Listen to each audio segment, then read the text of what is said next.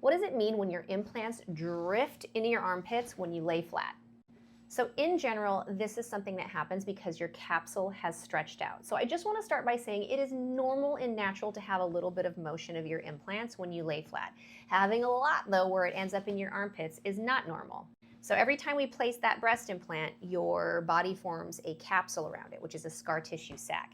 If the capsule is the precise size of the implant, like we try to make it, the implant really should stay right where it's supposed to. But if that capsule stretches out, the implant can move all around. And what that means is it can usually drop too low or drop to the sides when you lay down.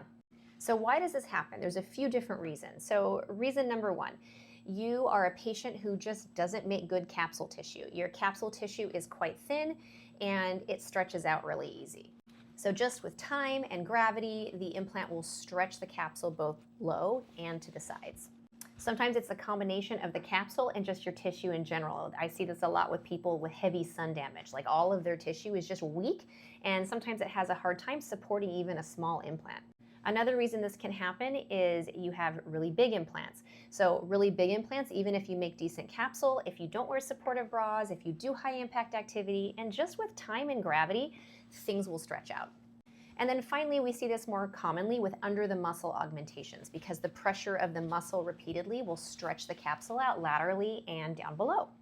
Now, can you fix this problem by wearing a compression garment? And the simple answer is no. Once you have this problem, it's really a surgical fix. Unfortunately, there's not a lot you can do without a surgery to keep that implant wrangled. But I will say that people that wear supportive bras consistently, they are less likely to have these problems. And you may want to consider wearing a bra at night, especially if you have large implants and you know you don't have great tissue quality.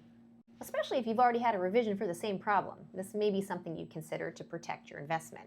So unfortunately, this is a relatively common complication with breast implants, and there's not an easy fix.